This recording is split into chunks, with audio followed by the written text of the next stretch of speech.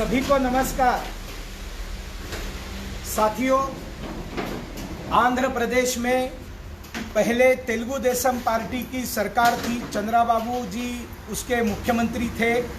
अभी जगन मोहन जी मुख्यमंत्री है और वाईएसआर कांग्रेस की सरकार है। 2015 में प्रधानमंत्री नरेंद्र मोदी जी ने ये लक्ष्य रखा और घोषणा की कि भारत की स्वाधीनता को 75 वर्ष पूर्ण होंगे 2022 में। तब तक हर गरीब का अपना पक्का घर होना चाहिए, पक्का मकान होना चाहिए। और उन्होंने प्रधानमंत्री आवास योजना की घोषणा की और आंध्र प्रदेश के लिए 20 लाख घरों का आवंटन किया। उस समय की सरकार ने उसमें से 3 लाख घरों को बनाने का काम शुरू किया।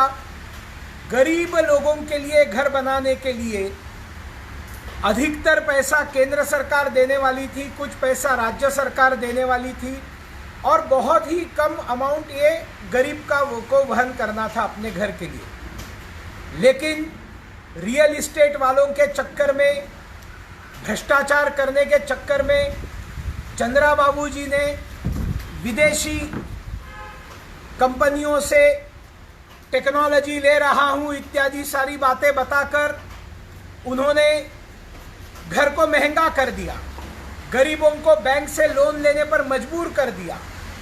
इतना सारा करके घर पूरे नहीं किए और घर तो पूरे हुए ही नहीं, लेकिन चुनाव से पहले उन्होंने बहुत बड़ा ड्रामा किया और गृह प्रवेश का भी कार्यक्रम कर दिया, जबकि घर पूरे नहीं हुए थे। उनकी सरकार इन्हीं सारे भ्रष्टाचारों के कारण गई और उसके बाद में जनता ने जगन मोहन जी के सरकार को सत्ता पर बिठाया। अब जो घर पूरे हुए हैं उन घरों को भी देने का काम ये सरकार नहीं कर रही है, वर्तमान सरकार नहीं कर रही है। उल्टा और एक नया भ्रष्टाचार, 30 लाख परिवारों को घर बनाने के लिए जमीन के आवंटन का एक भ्रष्टाचार, जिसमें जमीन खरीदी में, सरकारी जमीन के इस्तेमाल में उनके विधायक, उनके सांसद, उनके पार्टी के नेता बहुत बड़े पैमाने पर भ्रष्टाचार कर रहे हैं। कुल मिलाकर गरीब पिस रहा है और इसलिए आंध्र प्रदेश भारतीय जनता पार्टी और जनसेना पवन कल्याण जी और कन्ना लक्ष्मी नारायण जी के कुशल नेतृत्व में आज सुबह 10 बजे से 12 बजे तक हमने पूरे प्रदेश में अपने अपने घरों में बैठकर इस भ्रष्टाचारी सरकार का, वाईएसआरसीपी सरकार का और पूर्व के तेलुगु देशम पार्टी के भ्रष्टाचार का धिक्कार, निषेध आज हम सब लोगों ने किया। साथियों, प्रधानमंत्री नरेंद्र मोदी जी बड़े ईमानदारी से गरीब कल्याण करना चाहते हैं, अनेक योजनाएं देते हैं, लेकिन दुर्भाग्य से जहां विपक्ष की सरकारें हैं, चाहे केजरीवाल की दिल्ली में सरकार हो, चाहे ममता बनर्जी की बंगाल में सरकार हो, एक तो उन योजनाओं को लागू नहीं करते हैं जिसमें उनको कमीशन खाने को नहीं मिलता है, ऐसी योजनाएं लागू नहीं करते हैं। और अगर लागू भी करते हैं तो उसको स्टिकर चिपका देते हैं कि वो उनकी योजना है। जिस तरह से बीमा से लेकर, घर से लेकर सड़कों तक जितना भी आंध्र प्रदेश को नरेंद्र मोदी जी ने दिया, पहले तेलुगु देशम की सरकार में चंद्राबाबू जी ने अपने नाम का स्टिकर चिपका कर ये चंद्रान्ना बीमा है, चंद्रान्ना सड़क है, चंद्रान्ना बिजली है, चंद्रान्ना दिया है, एक ड्रामा खड़ा किया। अब ये वर्तमान जगन मोहन जी की वाईएसआर कांग्रेस की सरकार यही फिर एक बार कर रही है, केंद्र सरकार की योजनाओं को जगनन्ना का स्टिकर चिपकाने का।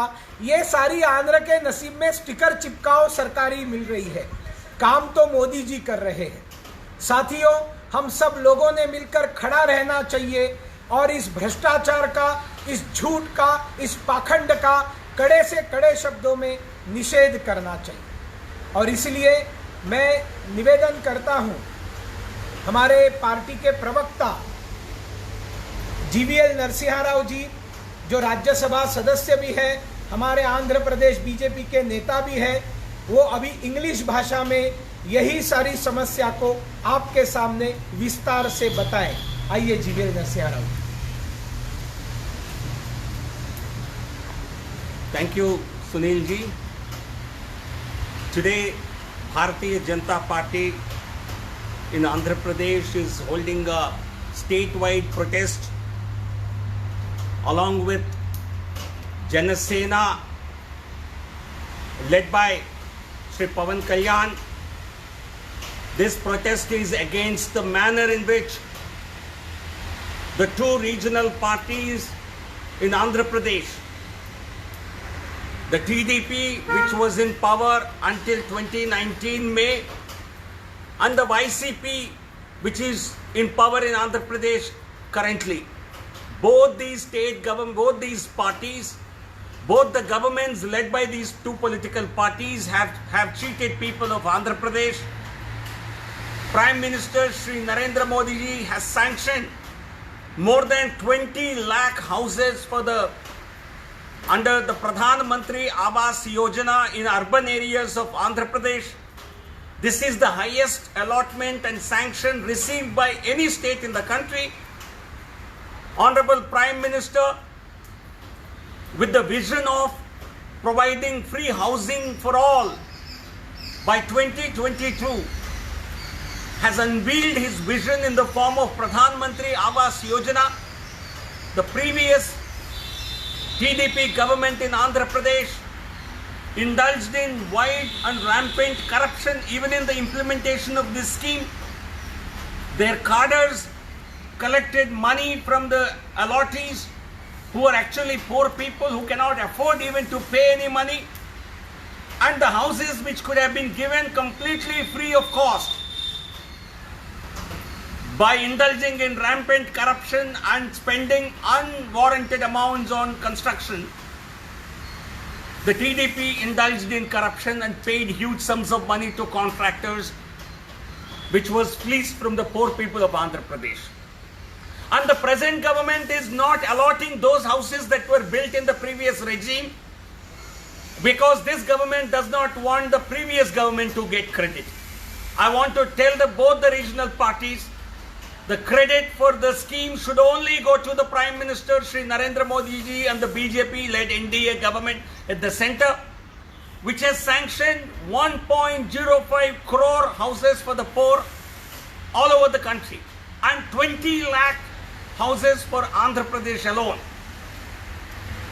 If the present government wants to inquire into the corruption of the TDP government, they must initiate an inquiry immediately and take action against the people who indulge in corruption. But depriving the poor people of the houses that were allotted to them is completely unacceptable. So we demand that the present YCP government must immediately allot houses that were constructed in the previous government and must complete all those housing projects which have been sanctioned and which were already under construction. Secondly, the present state government has promised to give free housing plots of 1 cent each to 30 lakh families in the state. The promise has been made several times, several dates have been announced, but repeatedly these dates have been postponed. But more importantly, in the land acquisition for the provision of free housing sites for the people, the state government has allocated rupees 7,000 crores, and there are serious irregularities that have been reported from different districts of Andhra Pradesh in the purchase of lands, procurement of lands for a free allotment of housing sites to the people. We demand an immediate inquiry into the irregularities and corruption indulged in by various leaders of the YCP and other unscrupulous individuals in buying lands beyond their market value, several times their market value. And we also demand action against corruption in the PMAY in the previous TDP regime. The present government should stop indulging in politics over everything and must come together, come forward to fulfill the dreams of the union government and that of Honorable Prime Minister Narendra Modi ji Otherwise, the people of Andhra Pradesh will not forgive both these regional parties which are only indulging in rampant corruption but are depriving people of their due development. Jai Hind, Jai Bharat.